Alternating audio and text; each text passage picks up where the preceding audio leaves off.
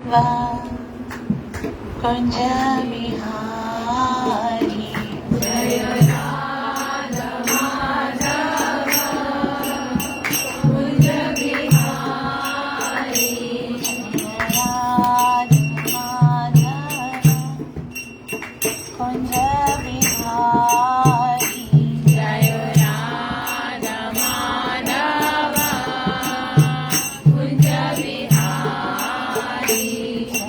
गोपी जन गिरिवरधारी जय गोपी जन वल्लभ गिरिवरधारी जय गोपी जन वल्लभ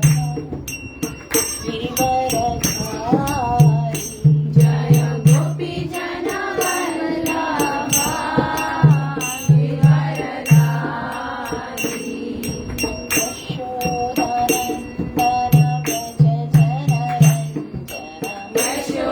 यशोदानन्दन व्रज जनरञ्जन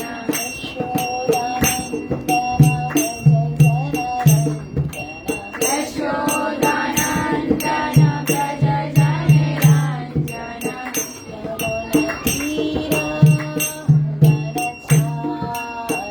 यमुना तीरा वनचारी यमुना तीरा वनचारी यमुना तीरा वनचारी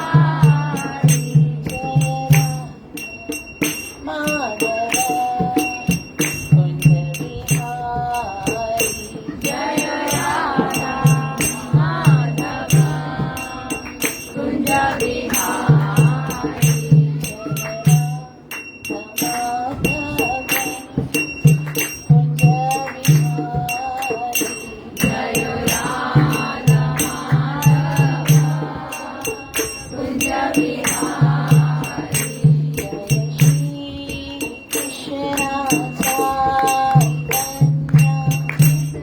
प्रभु नित्यानंद प्रिय चरिता गदाधर श्रीवासादि गौर भक्तवृंदा जय श्री कृष्ण चैतन्य प्रभु नित्यानंद प्रिय चरिता गदाधर श्रीवासादि गौर भक्तवृंदा जय श्री कृष्ण चैतन्य प्रभु नित्यानंद प्रिय चरिता गदाधर श्रीवासादि गौर भक्तवृंदा जय श्री कृष्ण चैतन्य प्रभु नित्यानंद प्रिय चरिता गदाधर श्रीवासादि गौर भक्तवृंदा हरे कृष्ण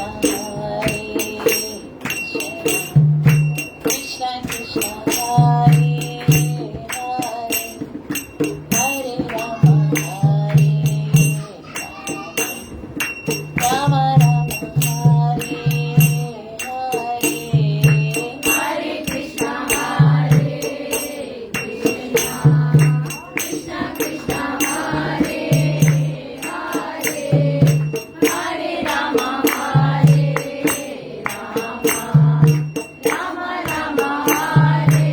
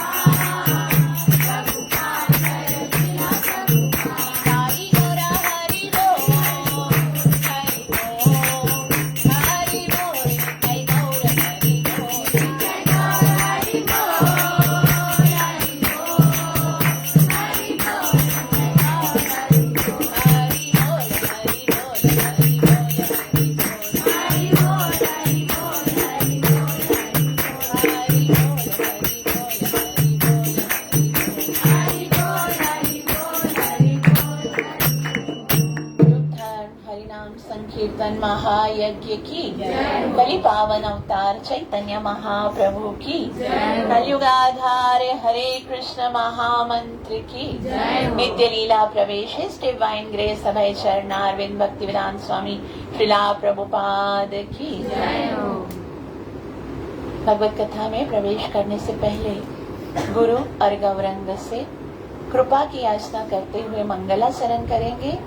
ताकि हम जो कुछ श्रवण करने वाले हैं उसका हमें पूरा पूरा लाभ प्राप्त हो सके, जो कि है कृष्ण प्रेम की प्राप्ति। गुरवे गौरचंद्राय गुरवे गौरचंद्राय राधिकाय तदालये राधिकाय तदालये कृष्णाय कृष्ण भक्ताय कृष्णाय कृष्ण भक्ताय तद्भक्ताय नमो नमः तद्भक्ताय नमो नमः। हे कृष्णा करुणा सिंधु हे कृष्णा करुणा सिंधु दीनबंधु जगत्पति दीनबंधु जगत्पति गोपेश गोपिका कांता गोपेश गोपिका कांता राधा कांत नमोस्तुते राधा कांत नमोस्तुते तप्त कांचन गौरांगी तप्त कांचन गौरांगी राधे वृंदावनेश्वरी राधे वृंदावनेश्वरी वृषभानुसुते देवी विश्वमानुसुते देवी प्रणमामि हरिप्रिये प्रणमामि हरिप्रिये पंचतत्त्वात्मकं कृष्णं पञ्चतत्त्वात्मकं कृष्णं भक्तरूपस्वरूपकं भक्तरूपस्वरूपकं भक्तावतारभक्ताख्यं भक्तावतारभक्ताख्यं नमामि भक्तशक्तिकम् नमामि भक्तशक्तिकम्। जय श्री कृष्ण चैतन्य जय श्री कृष्ण चैतन्य प्रभु नित्यानंद प्रभु नित्यानंद श्री अद्वैत गदाधर श्री अद्वैत गदाधर श्रीवासदि गौर भक्त वृंदा श्रीवासदि गौर भक्तवृंद।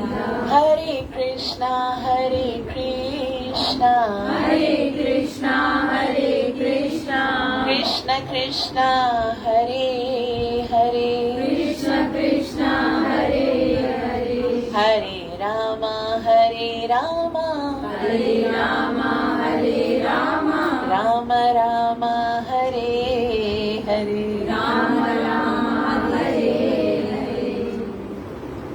ग्रंथराज श्रीमद् भागवतम महापुराण की परम पुरुषोत्तम मास की परम पावन पुरुषोत्तम मास की परम सौभाग्य है हम सबका कि पुरुषोत्तम के इतने महान पवित्र महीने में हम सबको भगवान श्री राधा गोपीनाथ के इतने सुंदर दर्शन, भगवान के पवित्र नाम हरि नाम संकीर्तन का और भगवान की कथा का अवसर प्राप्त हुआ है। और जैसा कि आप सब जानते हैं, पुरुषोत्तम के महीने में हम रोजाना अष्टकम पढ़ते हैं। मॉर्निंग में कौन सा अष्टकम पढ़ते हैं? चौराष्टकम। और शाम को कौन सा पढ़ते हैं? जगन्नाथ अष्टकम। तो ये बहुत ही सुंदर प्रार्थना है जो कि साक्षात स्वयं चैतन्य महाप्रभु ने जगन्नाथ जी के समक्ष गाई है। और चैतन्य महाप्रभु जब भी जगन्नाथ जी के समक्ष जाते थे तो रोज ये प्रार्थना जरूर गाते थे। और बहुत ही सुंदर भाव है इसमें चैतन्य महाप्रभु के। कुछ लोग ऐसे बोलते हैं कि ये प्रार्थना जो है वो आदि शंकर आचार्य के द्वारा रचित है। और लेकिन गौड़िया, हमारे गौड़िया जो आचार्य हैं वो यही बताते हैं कि ये प्रार्थना जो है वो महाप्रभु ने स्वयं गाई है जगन्नाथ जी के लिए। तो जगन्नाथ जी कौन है? जगन्नाथ जी साक्षात कौन से कृष्ण है? द्वारिकाधीश कृष्ण है, क्योंकि वो द्वारिकाधीश जब द्वारिका में थे तभी राधा रानी को और सारे वृंदावन वासियों को याद करते थे। तो जगन्नाथ जी में ना सारे भाव हैं। द्वारिकाधीश होने के कारण उनके अंदर ऐश्वर्य भाव है, और क्योंकि वहां पर आकर वो ब्रजवासियों का प्रेम ढूंढते हैं, प्रेम को याद करते हैं, तो इसके अंदर जगन्नाथ जी के अंदर जो वृंदावन का भाव है ना वो भी है। और साथ साथ में क्योंकि महाप्रभु इनके समक्ष खड़े हैं और महाप्रभु इनके सामने प्रार्थना करते हैं, तो इनके अंदर औदार्य भाव है, जो चैतन्य महाप्रभु का भाव है। तो सारे भावों के साथ जगन्नाथ जी हम सब पर कृपा करते हैं। तो हम आज उस जगन्नाथ अष्टकम जो हम पढ़ते हैं उसको डिकोड करेंगे, और उसमें हम ये जाने कि महाप्रभु क्या प्रार्थना कर रहे हैं हमसे। ठीक है, तो हम एक एक श्लोक को पढ़ेंगे और उसके बाद उसको समझने का प्रयास करेंगे। कदाचित् कालिंदी तट विपिन संगीत तरालो मुदाबिरी नारी वदन कमल स्वद मधुप राम शंभु ब्रह्मा मरपति गणेशार्चित पादो जगन्नाथ स्वामी नयन पथगामी भवातु में। तो जगन्नाथ जी को देखकर चैतन्य महाप्रभु को याद आता है कि आज तो यहाँ पर वेदी में विराजमान हो, जगन्नाथपुरी में बैठे हो। याद करो, कदाचित, कदाचित मतलब वो दिन, वो समय को याद करो। तो जगन्नाथ जी बोलेंगे कब की बात कर रहे हो? तो कालिंदी तटे। कालिंदी किसको बोलते हैं? अरे यमुना जी को कालिंदी क्यों बोलते हैं? क्योंकि कालिंद पहाड़ है, पर्वत है, उसमें से जो है ना यमुना जी वहां से निकलते। और कुछ भक्त बोलते हैं कि क्योंकि ये ना इसके अंदर वो काला काला कृष्ण स्नान करता है ना, तो यमुना जी तो काली काली हो गई, इसलिए उनका नाम कालिंद। लेकिन कुछ आचार्य लोग ऐसे भी बताते हैं कि यमुना जी को कालिंदी इसलिए कहा जाता है क्योंकि ये कली काल में ग्रस्त जितने जीव हैं वो सब जब यमुना जी में स्नान करेंगे तो उनका उद्धार हो जाएगा। तो कली काल के जीवों का उद्धार करने वाली हैं, इसलिए उनको कालिंदी कहते। तो चैतन्य महाप्रभु जगन्नाथ जी को बोलते हैं चलो वहाँ की बात वो याद करते हैं। हम जब बोलते हैं ना वो बीते दिन याद करो पिछले जो जमाने हम बिताए हैं साथ में। अब क्या करते थे? कदाचित कालिंदी तट विपिन संग। अब क्या करते थे? बांसुरी बजाते थे। संगीत क्या भगवान बजाते थे? बांसुरी बजाते। और संगीत तरालो, और जब आप बांसुरी बजाते तो क्या करते थे? मुदाबिरी नारी वदन। सारी जितनी भी ब्रज की नारियां हैं वो सब आपकी बांसुरी को सुनकर अपना सारा काम वाम छोड़कर आपके पास आ जाते थे। हम वही हैं, भूल गए क्या यहाँ आकर? मतलब महाप्रभु किसके भाव में है? श्रीमती जी के भाव में है। और बोलते थे जब कृष्ण बांसुरी बजाते थे ना, तो कोई गोपी यदि कोई है ना पैर में पायल पहन रही होती थी तो बांसुरी बजा के भूल जाती थी कि ये पायल पहननी किधर है, तो गले में पहन लेती थी। कोई नाक का आभूषण कान में डाल देती थी, कान का आभूषण हाथ में, मतलब कुछ उनको पता नहीं। तो जो काजल लगाती थी ना तो वो समझती थी अभी मुझे काजल लगाना है आंखों में, तो वो गालों पे लगा देती थी। मतलब उनको खबर ही नहीं आता था कि हमको कैसे श्रृंगार करना है। और जब ये कृष्ण बांसुरी बजाते थे ना तो सारी गोपियां शुद्ध बुद्ध भूल जाती थी। कोई है ना गोपी को उसकी सास बोलती थी चल, गोपी को बोलती थी चल चल प्रभावती तो ये भूसा ले, घास ले और गैया को खिला दे, और ये रोटी जो है वो तेरे ससुर को दे दे। फिर वो क्या करती थी? जो रोटी है ना वो गैया को खिला देती थी, क्योंकि बांसुरी बज रही है, अभी तो कुछ समझ में नहीं आ रहा। और जो ससुर है ना उसके सामने भूसा रख देती थी। तो ऐसे तो याद करा रहे हैं महाप्रभु कदाचित कालिंदी तट विपिन संगीत तरा। और सारी नारियां जब आ जाती थी फिर तुम क्या करते थे? वदन कमला स्वद मधुप। मधुप किसको बोलते हैं? भंवरे को बोलते हैं। जो भंवरा होता है ना, तो उन नारियों का जो कमल पुष्प जैसा जो शरीर वदन है, तुम भंवरे की तरह सारा मंडलाते रहते थे उनके सामने। आज यहाँ पर जगन्नाथ जगन्नाथ कहकर तुमको पुकारते हैं, और तब तो उन जो नारियां है ना, उनके पीछे भंवरों की तरह फिरते रहते थे, वो याद करो। तो सुनकर कोई बोलेगा कि ये तो किसी लंपट की बात हो रही है, मतलब ऐसा क्या भगवान है जो स्त्रियों के पीछे घूमता है? तब बोलते नहीं नहीं, तुम ऐसे कोई लंपट की बात नहीं हो रही है। ये किसकी बात हो रही है? रामा शंभु ब्रह्मा मरपति गणेशार्चित पादो। रामा शंभु ब्रह्मा, ये जो रमा है, जो इंद्रदेव है, नहीं, रामा शंभु। शंभु किसको बोलते हैं? महादेव को। ब्रह्मा किसको बोलते हैं? ब्रह्मा जी को। और मरपति, अमर किसको बोलते हैं? देवताओं को बोलते हैं, जो कभी मरते नहीं हैं। और उनके स्वामी कौन है? इंद्रदेव। तो ये सब जो है, और गणेश जी जो है, सारे जो महाराष्ट्र वाले हैं, देवा श्री गणेश ऐसे बोलते हैं। और गणेश जी किसकी पूजा करते हैं? वो आपकी शरण में है।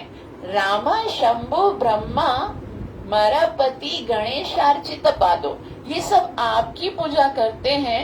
और ए जगन्नाथ जी, आप तो सारे जगत के नाथ हो। सारे जगत के नाथ हो, तो मैं भी तो इस जगत का ही एक जीव हूँ ना।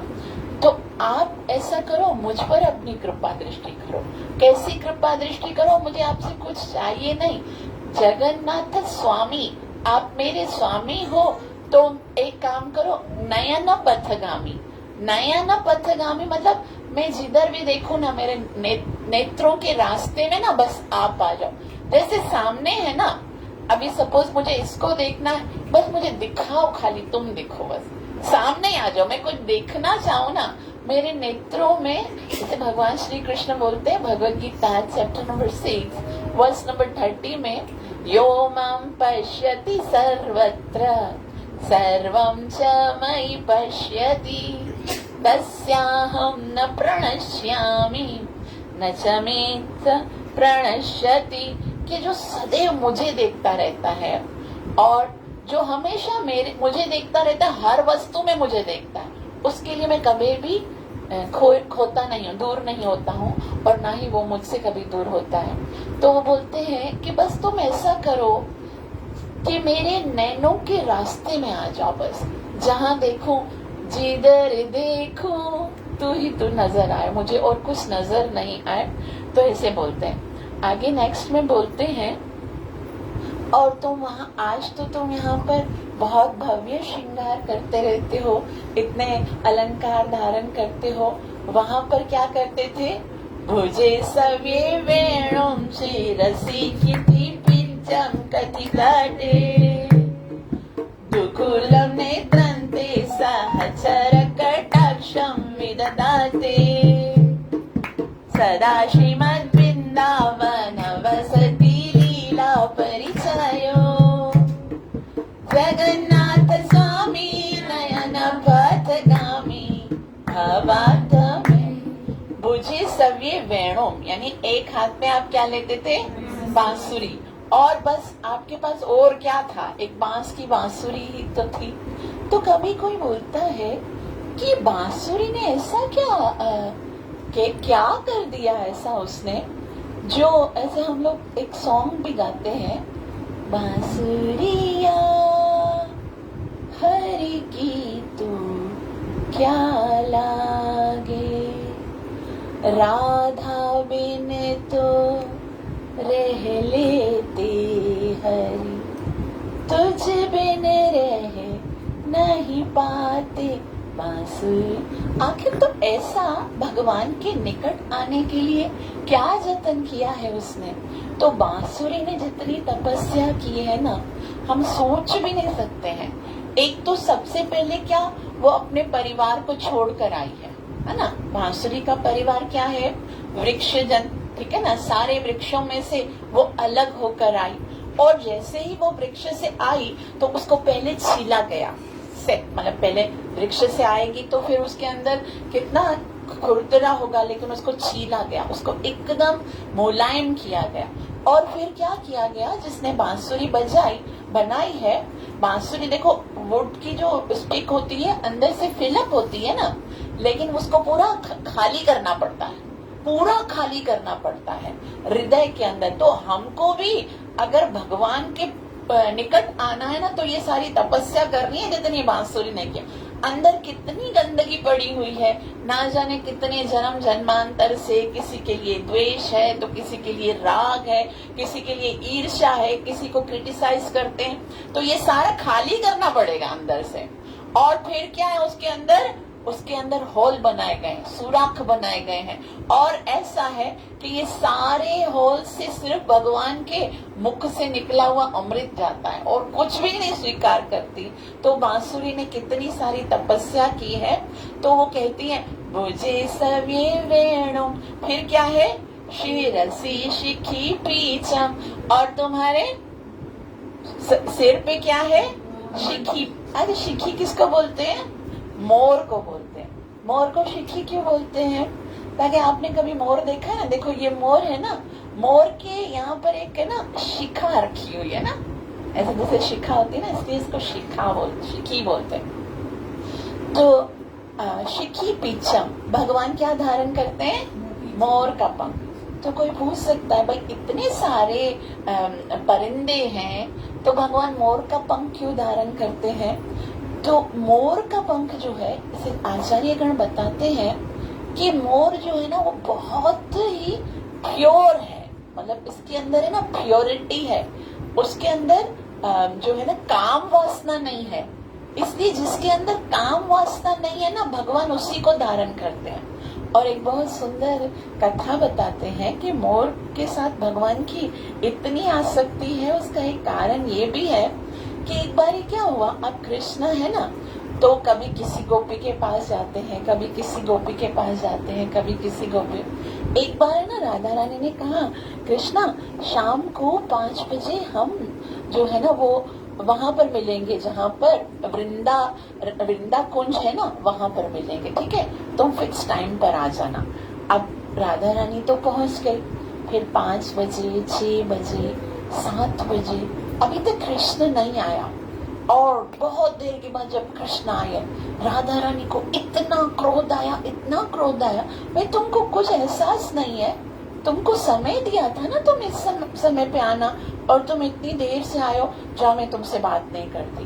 तो कृष्णा तो देखो कितना एक्सपर्ट है बातें बनाने में, इसी तरह से, मतलब कृष्ण इतना एक्सपर्ट है ना, बस राधा रानी को कैसे भी करके मना लेते हैं। और जब राधा रानी मान करती है ना, जब रूठती है ना, तो कृष्ण जो है ना अपनी 16 कला, जितनी संपूर्ण कलाएं है ना, वो सारी की सारी राधा रानी को मनाने में लगा देते हैं। और राधा रानी जो है ना वो कैसे न कैसे मान जाती है।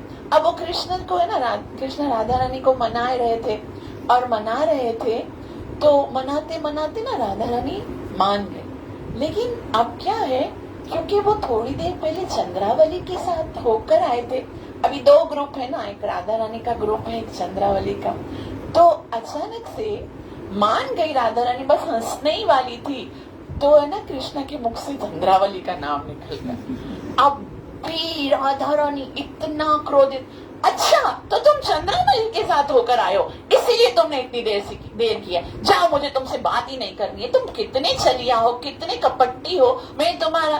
बोले नहीं राधे, मैं चंद्रावली से मिलकर थोड़ी आया हूँ, मैं तो तुमको बता रहा हूँ, अभी उसको बनाना ही तो है। बोला ये जो चंद्र है ना, चंद्र, वो तुम्हारा मुख देखकर मुझे चंद्र याद आ गया, तुम इतनी सुंदर हो, जैसे चंद्र की तरह तुम सुंदर हो, इसलिए मेरे मुंह से चंद्रावली निकल। तो राधा रानी बोलती, अच्छा मैं चंद्र की तरह सुंदर हूँ, इसका मतलब है तुम मेरा अपमान कर रहे हो। बोला मतलब क्या अपमान, मैंने चंद्रमा से बोलते ना।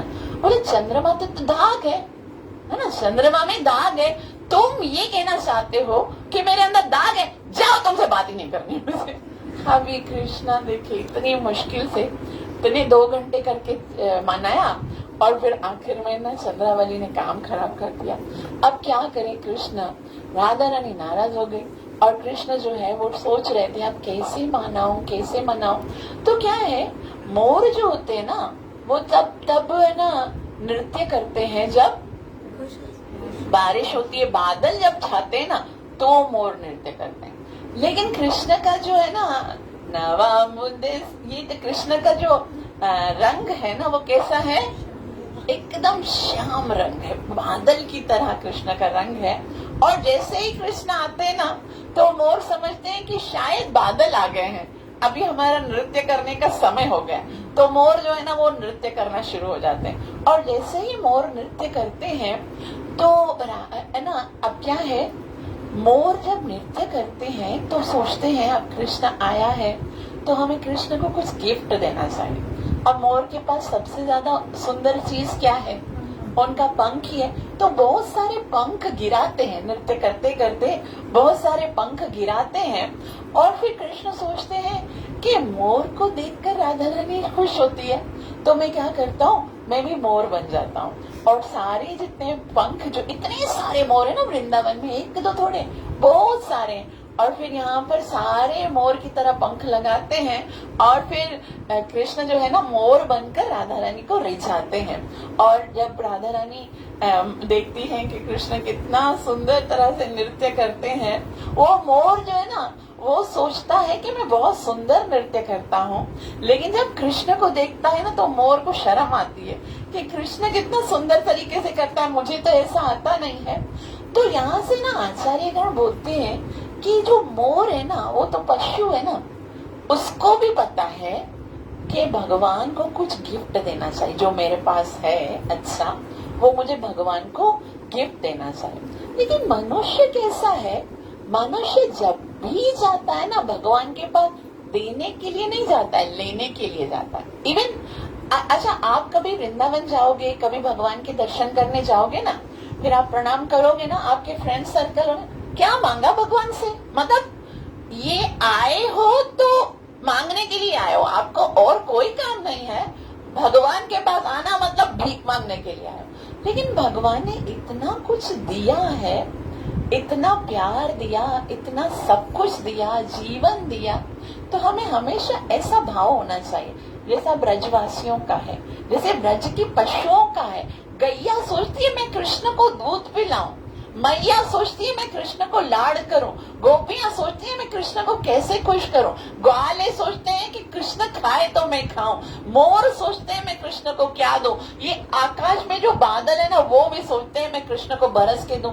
ये सब की इच्छा है कि हम कृष्ण को खुश करने के लिए कृष्ण को कुछ दें। और हम कैसे लालची हैं, कितने खुशगर्ज हैं, जो हमेशा सोचते हैं कृष्ण मुझे तुम दो, कृष्ण मैंने तुमसे मांगा था अभी तक मुझे नहीं मिला, अभी तक मतलब। तो ऐसा है, कहते हैं कि हमें भगवान को हमेशा देने का ही तो क्या है, भुजे सव्ये वेणुम शिरसि शिखी पी कटितटे, कटितटे मतलब कमर पर क्या होता है, दुकूलम, दुकूलम मतलब भगवान के कटी पर एक पीले कलर का पीताम्बर ऐसे नोट लगा के पहनते हैं।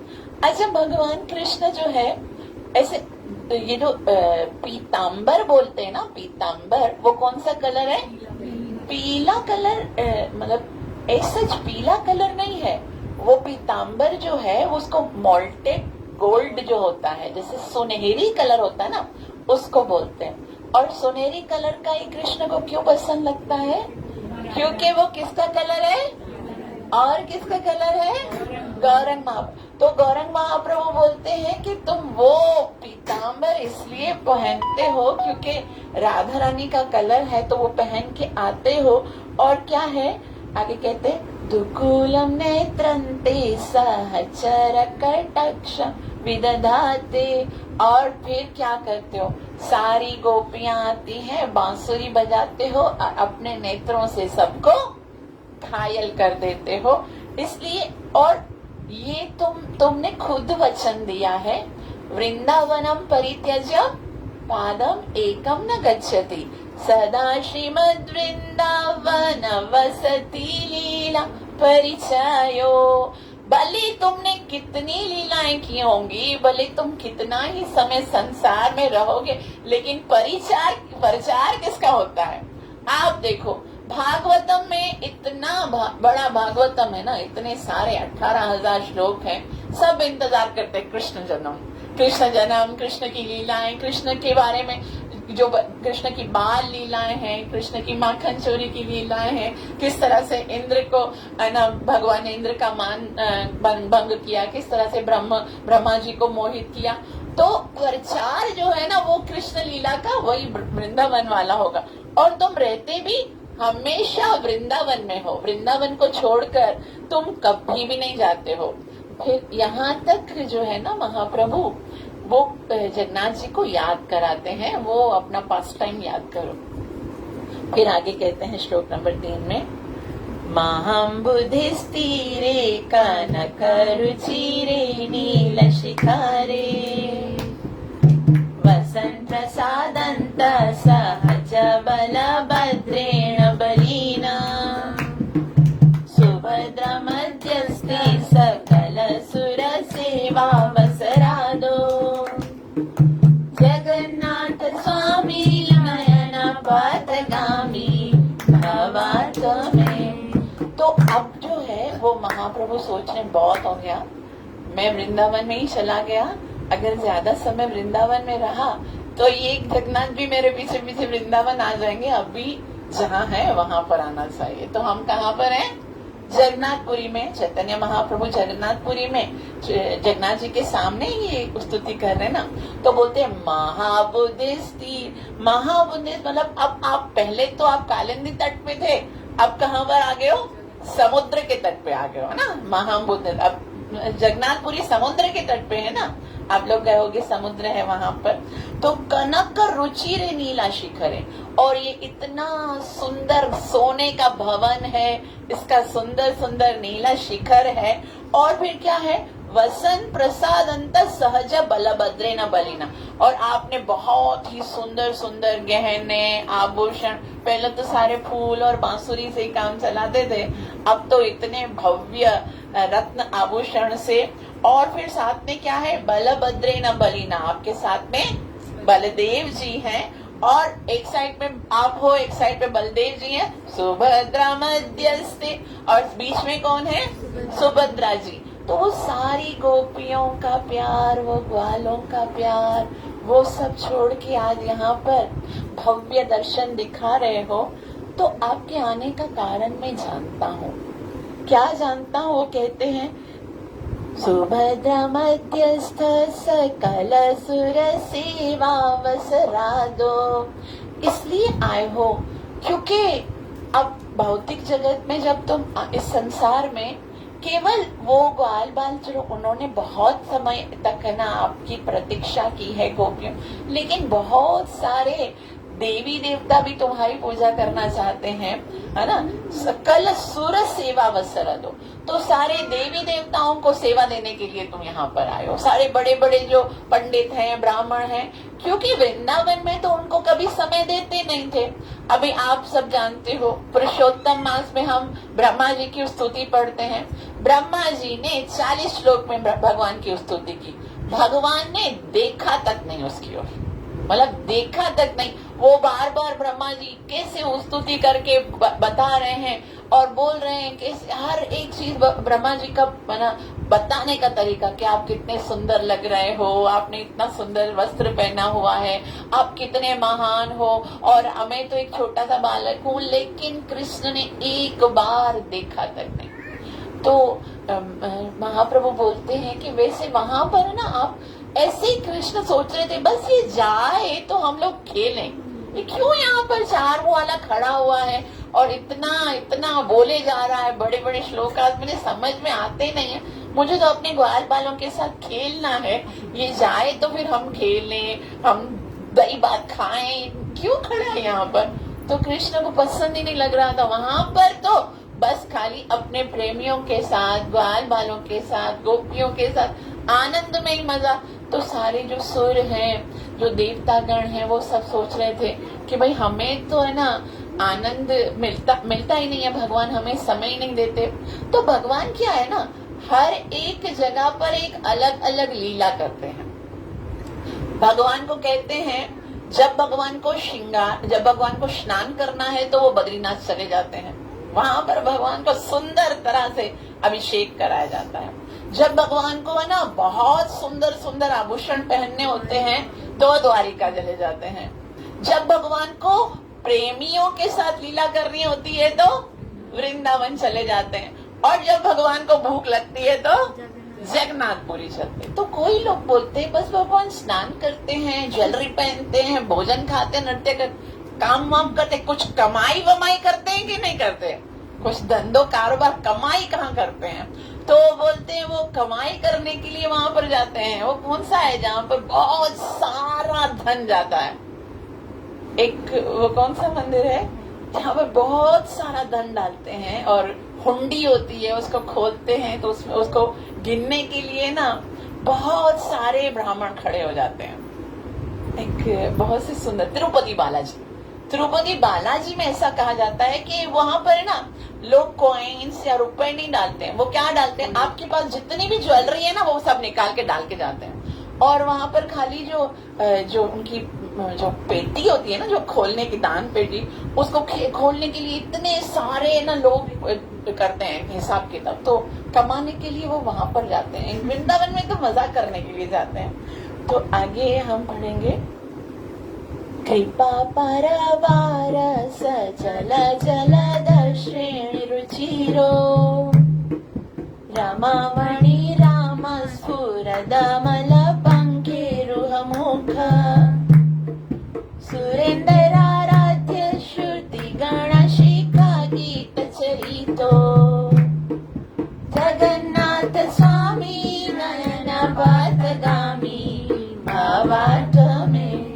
अब कहते हैं कृपा पारावारा, मतलब इतनी कृपा है आपके पास जिसका कोई पार नहीं लगा सकते।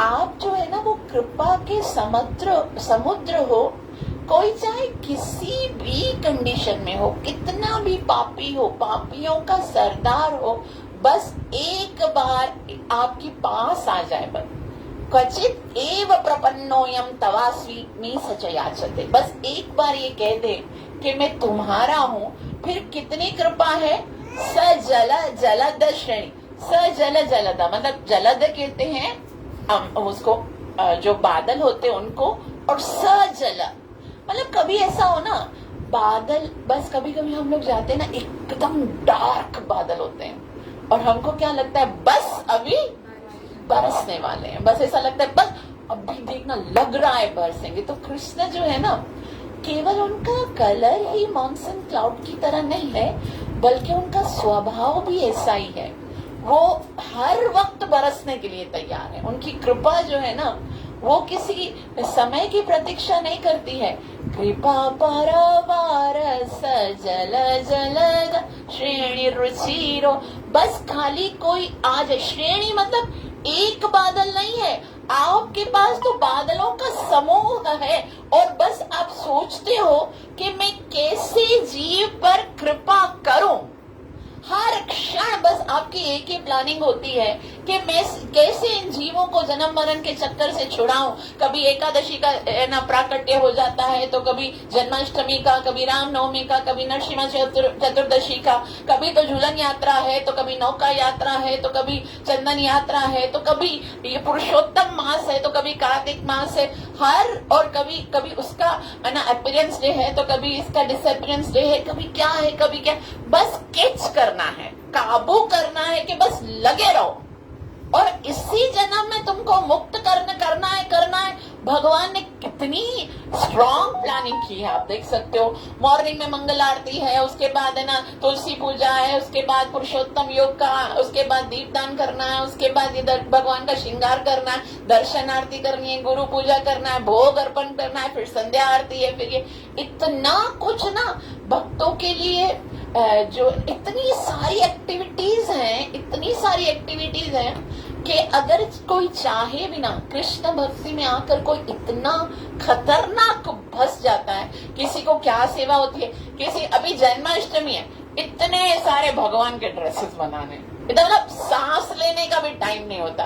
कभी है ना कोई प्रोग्राम है तो कभी क्या प्रोग्राम है, किसी की क्या सेवा है, किसी की क्या सेवा है, सब इतना बिजी है। भगवान ने एक प्लानिंग की हुई है कि बस आपको ना एक क्षण के लिए भी मुझसे दूर कुछ और सोचने के लिए समय नहीं दूंगा। मतलब टाइम होगा तो बंदा सोचेगा ना, पहले 16 माला जप करो, फिर ये करना है, फिर वो करना है, फिर वो करना है, तो कहाँ से टाइम मिलेगा। तो ये वास्तव में भगवान की कृपा है। 24 घंटे आपके पास भी है, 24 घंटे उसके पास भी है, जो सारा दिन खाते और सोते हैं, उनका और कोई एक्टिविटी नहीं है।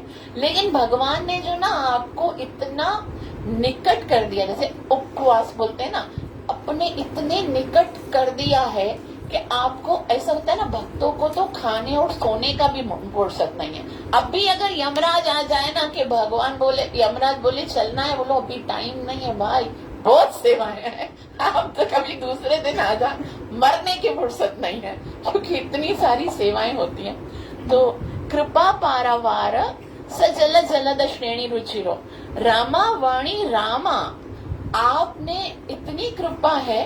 और क्या है, रामा जो लक्ष्मी है, वाणी जो सरस्वती है, रामा उनको आनंदित करने वाले हो।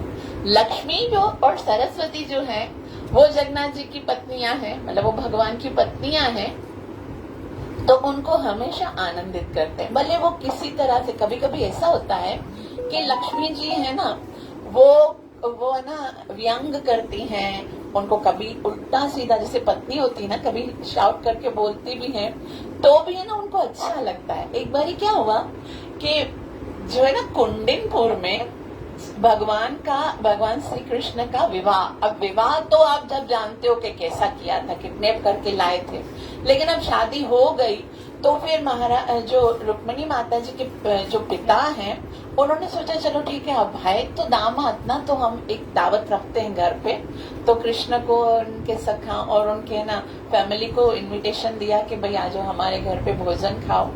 तो सब है ना रुक्मिणी को यहाँ बिठाया, और रुक्मिणी ने ना बहुत बड़ी बड़ी तारीफें की थी अपनी सारी सहेलियों के साथ, क्योंकि कृष्ण को सबने ज्यादा देखा नहीं था, अभी आए थे तो रथ पे चढ़ा के चले गए थे, तो इतना समय नहीं हुआ, जी भर के देखने का टाइम नहीं मिला।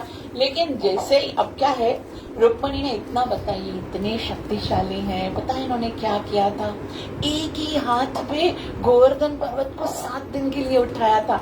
अब पति की तारीफें करने में तो न पत्नियां कितना बड़ा चढ़ा के भी बोलती हैं।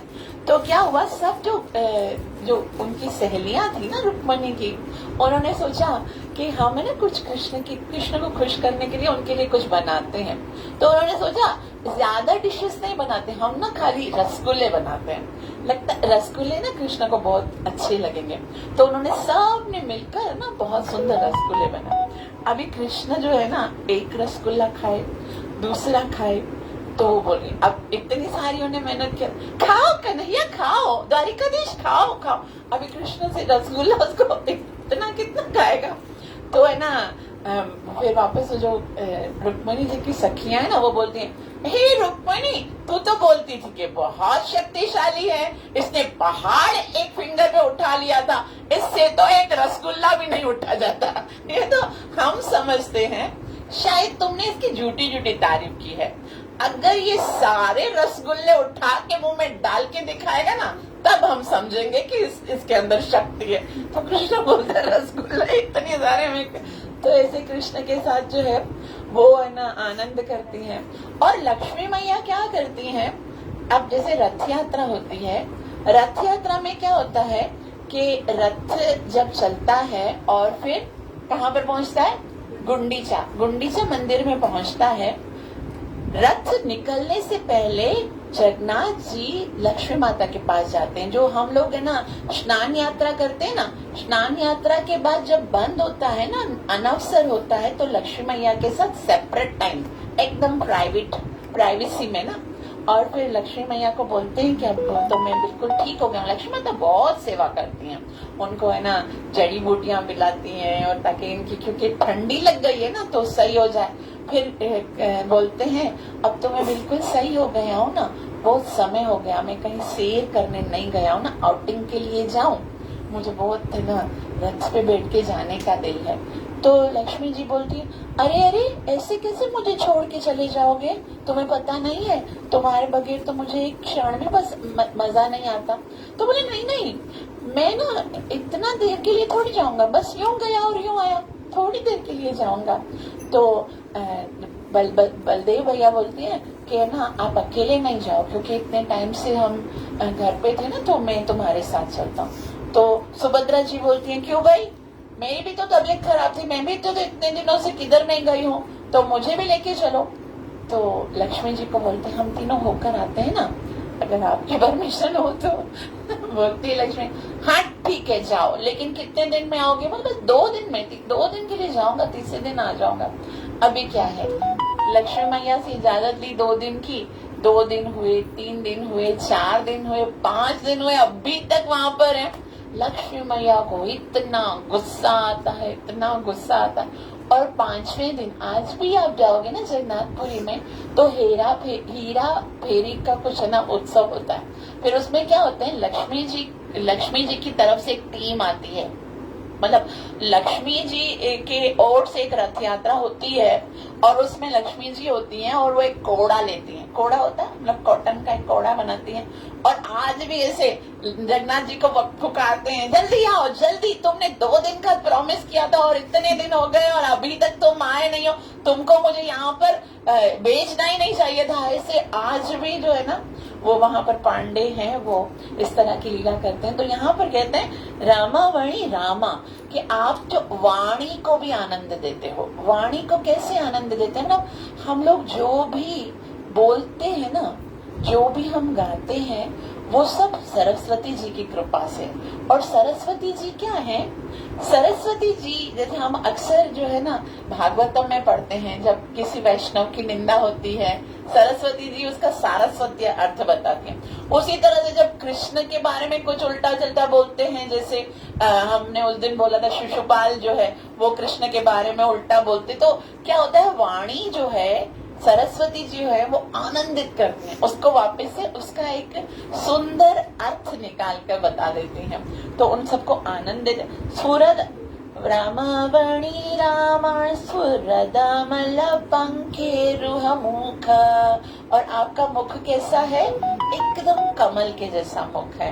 और क्या करते हैं, सुरेंद्र आराध्य श्रुति गण शिखा गीत चरी, तो जितने सुर इंद्र हैं यानी देवताओं में जो श्रेष्ठ हैं वो सब आपकी आराधना करते हैं। किससे, गीत चरी, तो बहुत सुंदर सुंदर गीतों के द्वारा आपका गुणगान करते हैं। नेक्स्ट ये 5वां श्लोक है।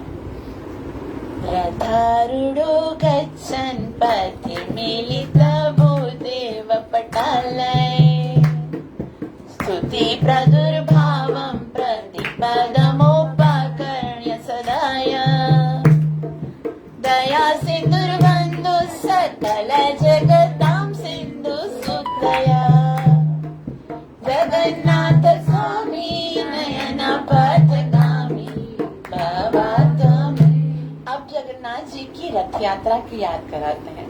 रथारूढ़ो गच्छन्, रथारूढ़ मतलब जब रथ के ऊपर आरूढ़ होके, गच्छन् जैसे ही आप चलते हो तो क्या होता है, पथी माना रास्ते में, रास्ते में क्या होता है, हमको दिखते हुए क्या लगता है कि खाली भीड़ है, सर दिखते हैं, आप ऊपर से देखते हो ना खाली सर छोटे छोटे दिखते हैं, लेकिन उस टाइम पर कौन कौन है, मिलिता भूदेव, भूदेव मतलब जितने भी सृष्टि में ब्राह्मण है ना वो सब आपकी स्तुतियां करते हैं।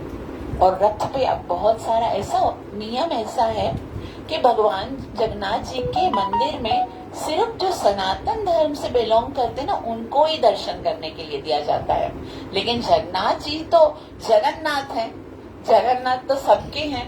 तो जो मुस्लिम हैं या जो क्रिश्चियन हैं, जो यवन हैं, उनको अंदर जाने ही नहीं दिया जाता। और ये रूल बिल्कुल है ना, आज तक नियम का पालन किया जाता है। यहाँ तक कि जब चैतन्य महाप्रभु आए थे तो उन्होंने हरिदास ठाकुर को अंदर नहीं लेके गए थे, क्योंकि वो यवन परिवार में जन्म लिए थे। वो 3 लाख बार जप करते थे। उनका स्टैंडर्ड नाम आचार्य उनका नाम हुआ था, लेकिन चैतन्य महाप्रभु उनको कभी ये नहीं बोले कि चलो चलो तुमको मैं लेके जाता हूँ। हालांकि चैतन्य महाप्रभु तो उनका वहां पर ऐसा मतलब था कि वो लेकर जा सकते थे, लेकिन चैतन्य महाप्रभु ने भी इस रूल को तोड़ा नहीं, उसको फॉलो किया। वहां से प्रसाद लेकर आते थे हरदास ठाकुर के लिए डेली। तो वो सारे जितने भी जीव हैं वो सब इंतजार करते हैं कि कब जगन्नाथ जी की रथ यात्रा हो और हम जगन्नाथ जी के दर्शन करें।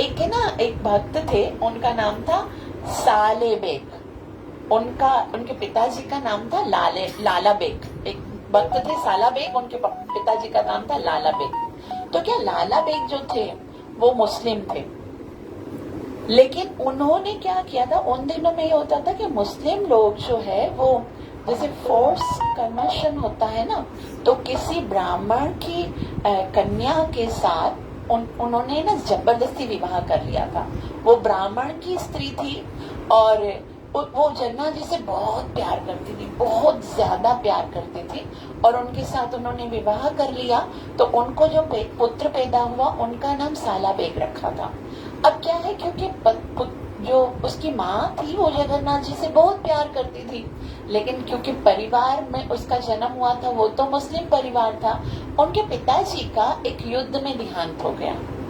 अब उसी युद्ध में जो साला बेग था उसको इतनी खतरनाक दिमाग की चोट लगी, इतनी खतरनाक दिमाग की चोट लगी कि वो है ना हॉस्पिटल में इतने समय तक था, लेकिन सही नहीं हो रही थी। तो जो उसकी माँ थी वो याद करती थी कि मैं कैसे जगन्नाथ जी की सेवा करती थी, और आज मेरे पति भी मेरे साथ नहीं है, मेरे पुत्र की ये दशा है। तो वो रो रही थी, और साला बेग ने कहा कि भगवान से कितना प्यार करती हो, भगवान से इतना नहीं कह सकती कि मेरे पुत्र को सही कर दो। आप ना मुझे, अगर मैं सही नहीं हुआ ना, मेरा दिमाग अगर सही नहीं हुआ, मैं जी नहीं सकूंगा। क्योंकि वो क्षत्रिय जो होते ना उनको ऐसे लेट कर ना मानो चंदा भगवान हलंदी हलाए के जो मोहताज न बढ़ाए, तो ऐसे बोला इस तरह से तो मैं किसी काम का नहीं रहूंगा, मैं आत्महत्या कर लूंगा, मैं इस तरह से जी नहीं सकता।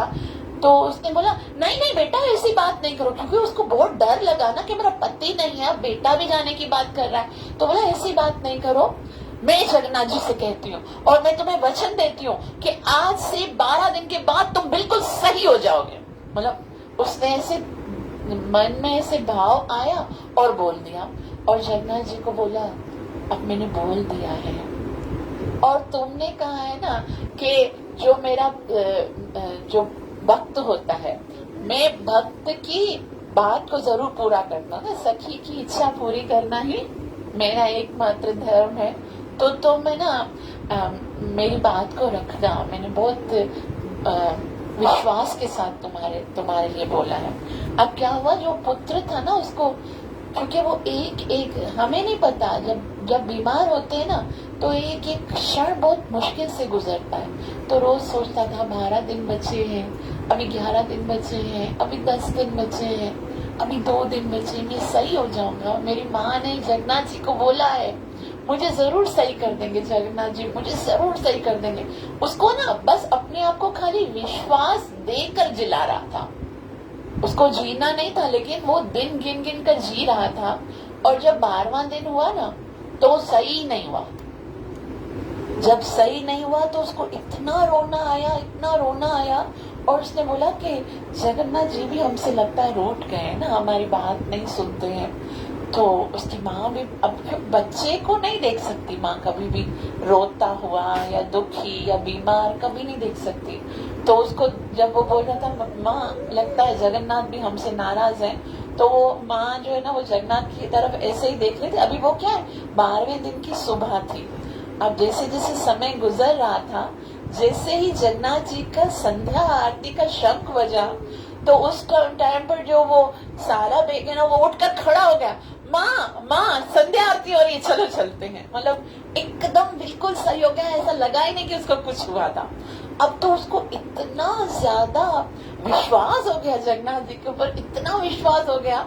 अब क्या है कि वो तो अंदर जा नहीं सकते दोनों, क्योंकि जो लोग है ना यवन परिवार से, वो तो क्या बाहर से गरुड़ स्तंभ के दर्शन करते, चक्र के दर्शन करते। फिर वो पूरा साल है ना इंतजार करते थे कि कब जगन्नाथ रथ यात्रा हो तो मैं ना रथ यात्रा के दर्शन, मतलब और तो कोई चांस ही नहीं है ना, ऑप्शन ही नहीं है, रथ यात्रा पे उनके दर्शन होते थे। फिर वो जब जगन्नाथ की रथ यात्रा होती थी जरूर जाते थे। अब क्या हुआ, एक बार वो काम के सिलसिले में बाहर चले गए, जगन्नाथ जो उड़ीसा है उस प्रांत से थोड़ा दूर चले गए। तो उसने कैलेंडर देखा नहीं, रथ यात्रा आ गई। अब जिस दिन रथ यात्रा आ गई, उसको 2 दिन पहले कोई जा रहा था, उसने बताया कि ना रथ यात्रा पे, मतलब पता चला बाद में कि रथ यात्रा स्टार्ट होगी। अब उसको लगा कि सारा साल के बाद तो मैं दर्शन करता हूँ, अगर ना मैं नहीं पहुंचा तो मतलब नेक्स्ट ईयर लिटो के भगवान खबर ही कौन क्या होगा। तो बहुत दुखी हो गया। अब क्या हुआ, क्योंकि वो जगन्नाथ जी से बहुत प्यार करता था, तो जगन्नाथ जी के लिए गाता था, स्तुति गाता था बहुत। आज भी हम जो है ना गीत गोविंद, आप लोगों ने नाम सुना होगा, तीर समीरे यमुना तीर बसती वने वनमाली, बसती वने वनमाली। तो ये बहुत सारी स्तुतियां हैं जो उनकी द्वारा रची गई हैं। तो अब क्या हुआ, यहाँ से वो निकल रहे हैं और फिर उधर से पता चला कि जगन्नाथ जी का रथ निकल गया। अभी उन्होंने सोचा कि रथ यात्रा अगर खत्म हो गई फिर तो दर्शन होंगे ही नहीं। तो यहाँ पर क्या लिखा हुआ है, रथारूढ़ो गच्छन् पथि मिलिता भूदेव पटालये, स्तुतिर प्रादुर्भाव प्रतिपदमुपकर्ण्य सदाय, दया सिंधुर्बंधु सकल जगतां सिंधु सुदया।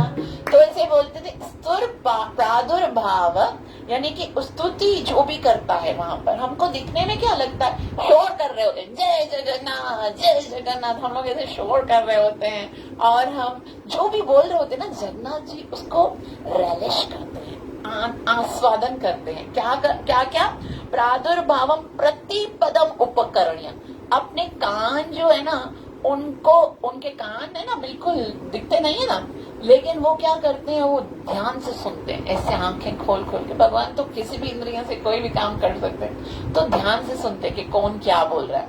आप लोग कभी भी रथ यात्रा पर जाओ ना, तो कुछ ना कुछ जगन्नाथ जी के लिए बोलो, उनका कीर्तन गाओ, महामंत्र बोलो, क्योंकि उनको पति पदम उपकरणीय, अपने जो है ना वो ध्यान से सुनते, सदया, और जिसने प्रेम के साथ। अभी देखो यहाँ पर बता, प्रादुर्भावम, स्तुतिर प्रादुर्भावम, जो भाव के साथ करता है। अभी कुछ लोग जो होते हैं ना, उनके अंदर भाव कुछ नहीं होता है, वो महामंत्र भी गाएंगे ना, हरे कृष्ण हरे कृष्ण, मतलब उनको पता नहीं है कि मुझे है ना कीर्तन गा रहे हैं हम लोग। मतलब जस्ट वैसे तो महामंत्र है कि उसका तो भाव है ही, उसका जो असर तो है ही है, चाहे वो किसी भी तरह से गाया जाए, लेकिन भगवान यहाँ पर भाव को देखते हैं। स्तुतिर प्रादुर्भावम प्रतिपदम उपकरणीय। फिर भगवान जो है ना, वो क्या करते हैं, जब कोई सुंदर स्तुति करता है ना, तो उपकरणीय, वो अपने रथ को रोक लेते हैं। रथ को क्यों रोकते हैं, क्योंकि जब रथ चल रहा होता है ना, तो इतना घड़घड़ की आवाज आ रही होती है, ढोल बज रहे हैं, मृदंग बज रहे हैं, और जब रथ रुकता है ना, तब खाली एक ही स्ट्रगल, उसको आगे करने। तो रथ क्यों रोकते हैं, ताकि उनको है ना वो स्तुति सुननी होती है। बोलते शोर में नहीं सुन पाऊंगा, तो उसको सुनते हैं। और ऐसा भी बताया गया है कि ये जो जगन्नाथपुरी से लेकर गुंडीचा का रास्ता है ना, वो तो इतना थोड़ा सा है कि 2-3 घंटे में पूरा हो सकता है। वैसे तो थोड़ा सा ही है, लेकिन रथ के साथ भी, लेकिन कभी कभी महीना महीना रथ रुका रहता है। कभी कभी तो रथ जो है ना, जगन्नाथ इतने बड़े बड़े हाथी आते हैं, इतने बड़े बड़े पहलवान आते हैं, खींचते रथ चलता ही नहीं है। एक बार क्या हुआ था, जब श्री प्रभुपाद जी के गुरु महाराज भक्ति सिद्धांत सरस्वती गोस्वामी महाराज छोटे से थे, तो उनके घर के सामने, क्योंकि वो इतने छोटे से थे, अभी जस्ट छोटे ही पैदा हुए थे। अब इतनी रश होती है तो हम छोटे बच्चों को तो नहीं लेके जाएंगे ना, तो उनको नहीं लेके गए थे और सब लोग दर्शन करने के लिए गए थे। फिर अभी क्या हुआ, 1 दिन हो गया, 2 दिन हो गए, 3 दिन हो गए, रथ उनके घर के सामने खड़ा ही था। तो उनकी माता जी ने उनका नाम विमला प्रसाद रखा था। और फिर उन्होंने सोचा कि रथ वैसे भी अब क्या इतने दिन खड़े रहे तो लोगों की रश भी कम होती गई, क्योंकि इतने दिन तो लोग फिर वापस इधर उधर जाते हैं, उस दिन बहुत रश होती है। तो उसकी मैया ने सोचा कि अभी है ना बहुत रश कम हो गई है, मैं भगवान के दर्शन अपने पुत्र को भी करा के आती हूँ। और जैसे ही भक्तिसिद्धांत सरस्वती गोस्वामी महाराज को बाहर निकाला, जगन्नाथ जी के दर्शन कराए, जगन्नाथ जी की जो माला है ना जगन्नाथ जी के गले से निकलकर भक्तिसिद्धांत सरस्वती गोस्वामी महाराज के गले में पड़ गई। और जैसे ही गले में डाली और उसी समय जो है ना वो रथ चलने लगा। मतलब भगवान जो है ऐसा नहीं है कि विग्रह है बस चले जाएंगे, आपके भाव को देखते हैं। और इस तरह से क्या हुआ, अब साले बेग जो है उन्होंने सोचा कि भगवान का रथ निकल ना जाए, तो वहां से ना स्तुति गाना शुरू कर दिया। अभी पहुंचे नहीं है, दूर ही है, और उस स्तुति में कैसे बोल रहे हैं, देखो चले मत जाना, मैं तुम्हारे लिए कितना दूर से आ रहा हूँ, ऐसा नहीं तुम चले जाओ अपने मंदिर वापस बैठ जाओगे, फिर तो 1 साल तक तुम्हारे दर्शन नहीं होंगे। और जैसे उस स्तुति गाना शुरू किया ना, और वहां पर जगन्नाथ जी का रथ रुक गया, सब पांडे चला रहे हैं, पहलवान चला रहे हैं, हाथियों से खींचा जा रहा है, बिल्कुल टस से मस नहीं हो रहा है। और वो उधर से गाया जा रहा है, जाना नहीं प्लीज, मैं आ रहा हूँ, तुम जाना नहीं, रथ को इधर रोक देना। और जैसे ही वो साले बेग वहां पर आया है और भगवान के दर्शन किए, रोए जा रहा है कि अभी तक उसको लग रहा था कि पता नहीं थोड़ी ना रुकेंगे इतना समय तक, इतना में तो देर से वो अंदर, लेकिन फिर भी वो प्रार्थना कर रहा था। कभी कभी ऐसा हो ना, हम लोगों को लगता है ये चीज इम्पॉसिबल है, फिर भी हम लोग प्रार्थना कर रहे होते। प्रार्थना करो, कृष्ण के लिए कोई भी चीज इम्पॉसिबल नहीं है। आपकी हो सकता है वो आपकी प्रार्थना के लिए रुका हो कि इसके मुंह से प्रार्थना निकले तो ये करके दो। तो कोई भी भक्ति के अंदर हो, कोई भी चीज इम्पॉसिबल नहीं है कृष्ण के लिए।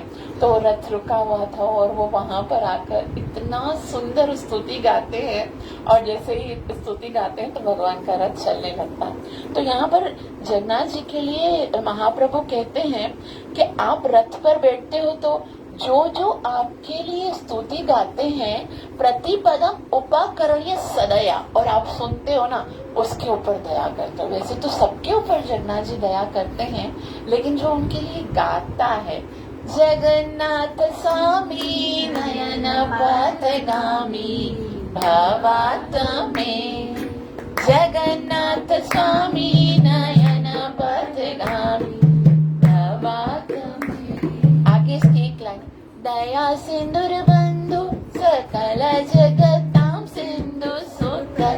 दया सिंदूर बंधु, आप जो है वो दया से भरे हुए हो, इतनी कृपा है, सकल जगताम सिंधु सुतर।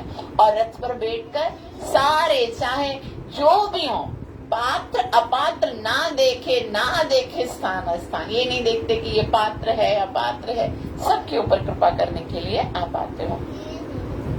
आगे कहते हैं, परब्रह्म पीड़ा कुवलयदलोत्फुल्ल नयनो, निवासी नीलाद्रौ निहित चरणोऽनन्त शिरसि, रसानन्दी राधा सरस वपुरालिङ्गिन सुखो, जगन्नाथ स्वामी नयन पथगामी भवात में।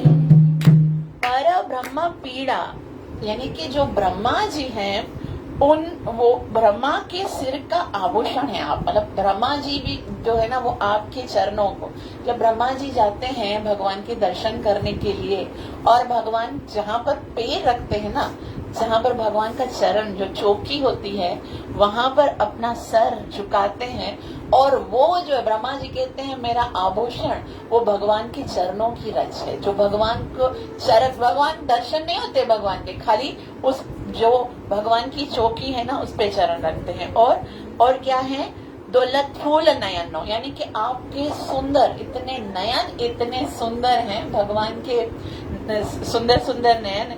निवासी नीलाद्रो निहित चरणों नंत शिरसी, निवासी नीलाद्रो, अभी आपने नीलाद्री पर्वत पर, यहाँ पर जो जहाँ पर जगन्नाथपुरी धाम है वहां पर आकर आपने अपना डेरा जमा लिया है। निहित चरण शिरसी, आप अनंत जो अनंत शेष हैं, वैसे तो अनंत शेष जो हैं वो आप उनके आप स्वामी हैं और हमेशा उनके कमल पे अनंत सेव के सिर पर रखे गए हैं। जैसे जो अनंत शेषनाग है, भगवान अपने चरण उनके ऊपर रखते हैं तो वो धन्य हो जाते हैं, वो आनंदित होता है। जैसे कालिया के ऊपर भगवान नृत्य करते हैं और कालिया बोलता है भाई मैं उधर जाऊंगा नहीं, रमणीक द्वीप में तो जो गरुड़ जी हैं वो मुझे देखेंगे तो मुझे खा जाएंगे।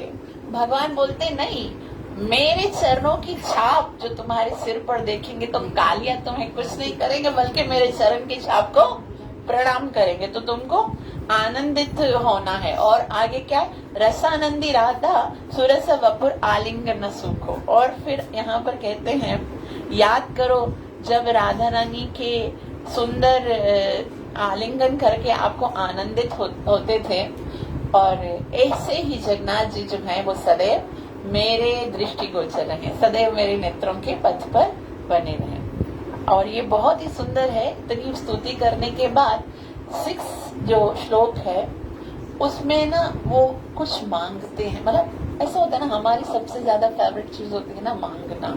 तो क्या मांगते हैं, श्लोक में कहते हैं, न वैयाचे राज्यम न च कनक माणिक्य विभावम, न याचे हम रम्यम सकल जन काम्यम वरवधूम, सदा काले काले प्रमथ पतिना गीत चरितो, जगन्नाथ स्वामी नयन पथगामी भवात में।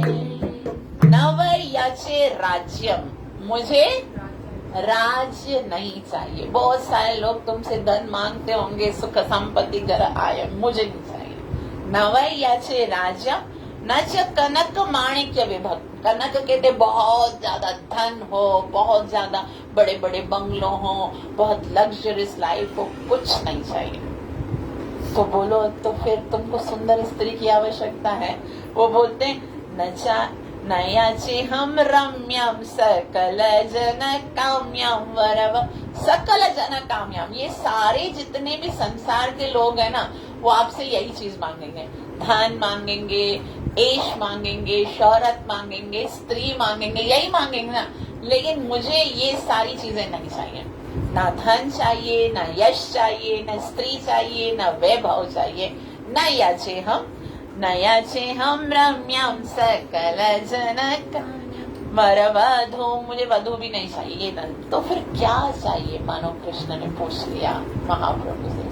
तो क्या बोलते हैं, सदा काले काले प्रमथ पति ना गीत चरितो, सदा काले काले मतलब हर एक काल में। हमको लगता है काला काला बोलते होंगे जिनको नहीं पता होगा उनको पता ही नहीं होता वो क्या बोल रहे हो सदा काले का मतलब सदा मतलब नित्यम, हर क्षण।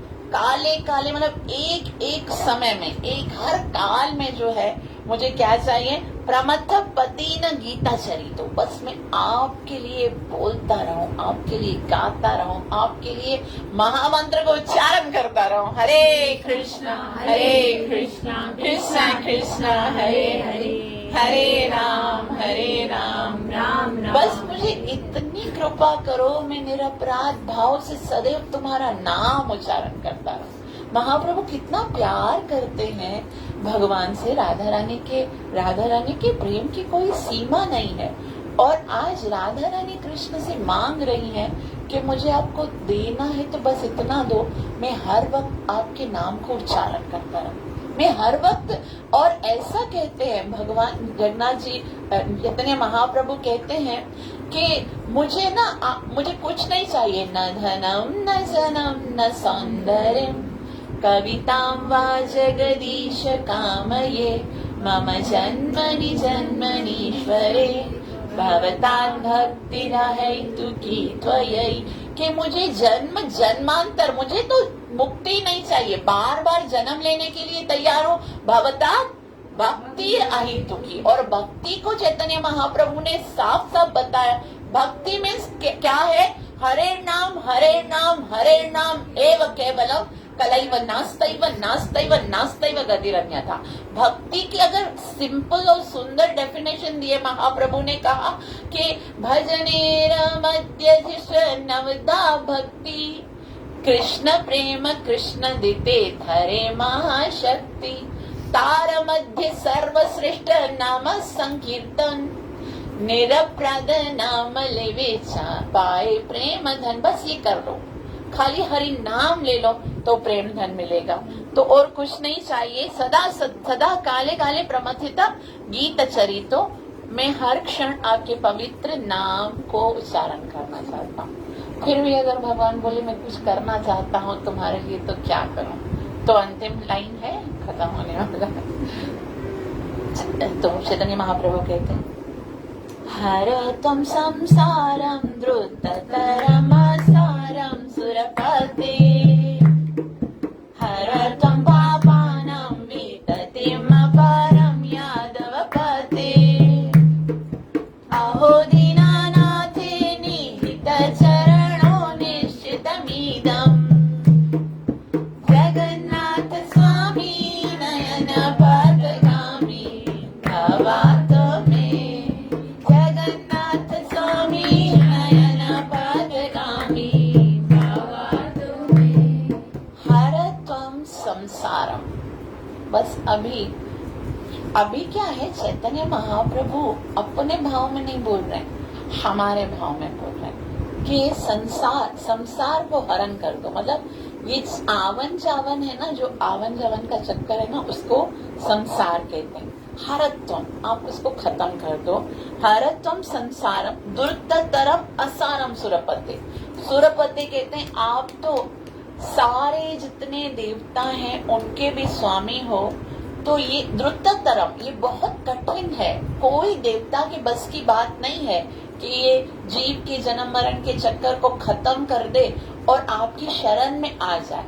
ऐसा हमारा जो है ना लक्ष्य है, वो भगवान भगवत गीता के चैप्टर नंबर 15 में बोलते हैं कि आपको उस जगह तत पदम तत् परिमार्गितव्यम यस्मिन् गताना निवर्तन्ति भूया तमेव चाद्यं पुरुषं प्रपद्ये यद् प्रवृत्ति प्रसिद्धा पुराणो। आपको ऐसी जगह जाना ही है, आपको वो जगह जाने के लिए स्ट्रगल करनी है। यस्मिन् गताना निवर्तन्ति भूया, जहाँ जाने के बाद आपको वापस आना न पड़े। और ऐसा वो व्यक्ति जो तत्तः पदम तत् परिमार्गितव्यम, उस व्यक्ति उस भगवान की शरण में जाना पड़ेगा। यत्तः प्रवृत्ति प्रसिद्धा पुराणी, जिसके अनादिकाल से जिसने इस सारे संसार को बनाया है और चला रहा है। तो वो कहते हैं कि बहुत कठिन है। द्रुततरम अपारम सुरपते